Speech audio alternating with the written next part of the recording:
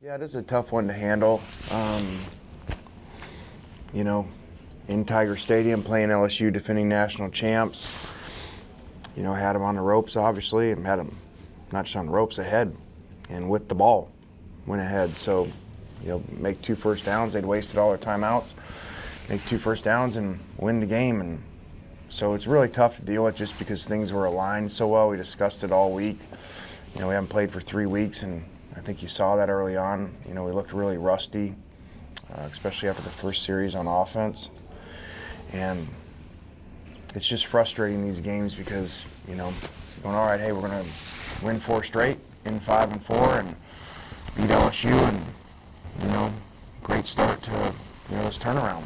And we don't finish it. We turn the ball over 6 times, you know, so usually if you turn the ball over 6 and you're -5, you know, you're not even in a discussion about being it, let alone being ahead in the 4th quarter. So, and, you know, without Kenny and Elijah, our 2 most productive players, I think that, you know, you saw that.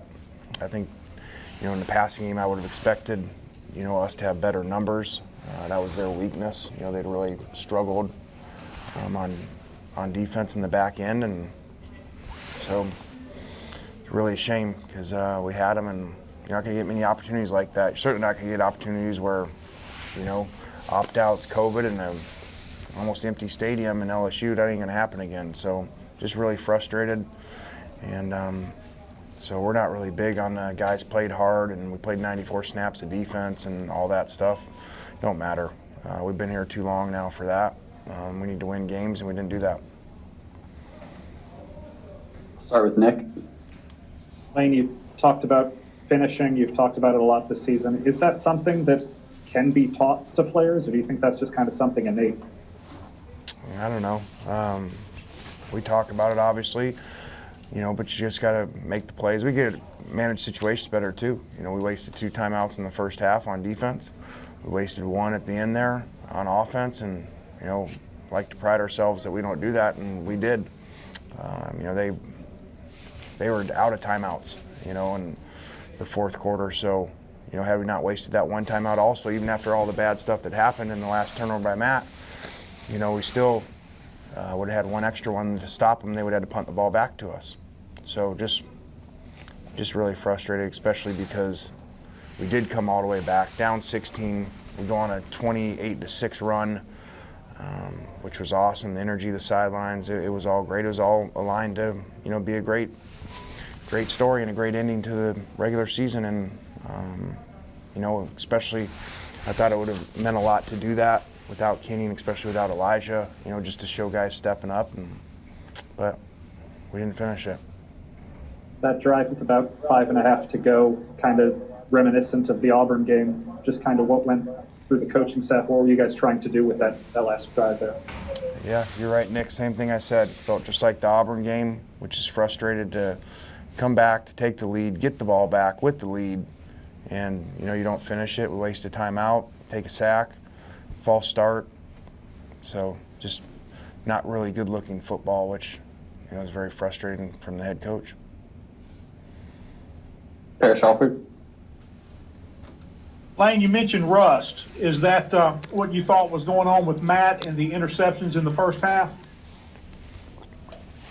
Yeah, I'm not making excuses, but I did feel like that, which I was nervous about, you know, that we hadn't played for so long.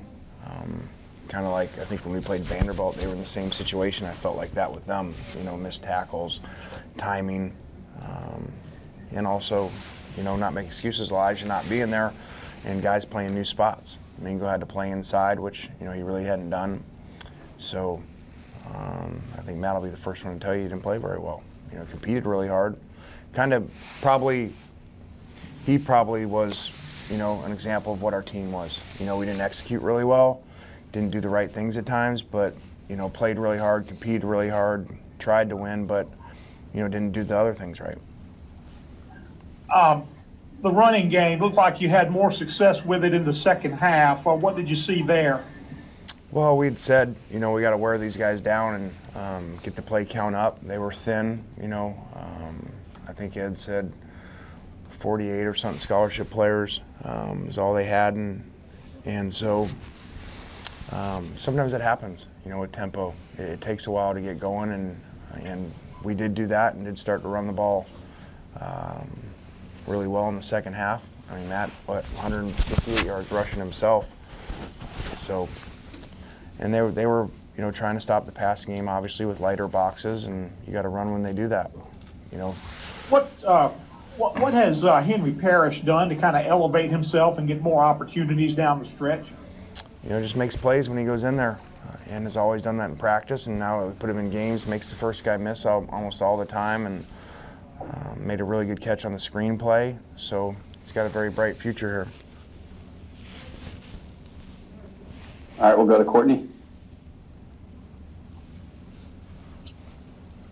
Lane, just going into this season, obviously more complicated than any coach would probably have in their normal first year, but wrapping up the regular season, how do you kind of summarize your experience? Well, I think up and down. We started slow in some areas, spring ball, first-year staff, and then hit a run of playing really well and should have finished that off tonight, with 4 straight wins. So it's been a crazy year, just like not playing in 3 weeks, and then all of a sudden playing down here. So just wish we could have finished on a better note for the players, especially the older guys. And it was there. We had all the chances to do it, and you're not going to get many chances like that. So just really unfortunate, and this one's gonna hurt for a while, especially because there's no more regular season games to go play. So figure out where we're going to a bowl game, which is great for our program to be in a bowl game. I think first time in 5 years. So I'm not really positive right now, but I guess there are some positives if you go back and look at the whole season. Obviously, a bowl game's not going to happen for a couple more weeks, so how do you kind of not let rust affect your team again, trying to get a bowl win this year? Well, I don't know where we're going in the dates, and some of these bowl games are coming up pretty quick, so it won't. I don't think it'll be it used to be like a month layoff. It's not going to be like that no matter what, because I think the furthest one out would be the second. So we'll just figure out the best plan. All right, one more question. We'll go to Tyler. Lane, obviously, Matt Corral had 4 first-half turnovers. What did you tell him in the locker room, if anything? Well, we talked more throughout, the first half, just about decision-making, and I didn't think we put him in the best situation a few times, like the pick on 3rd down. We didn't have a real good play call versus press across the board, and, it was getting ready to change. Clock was running down, so I don't think we did a great job as a staff today.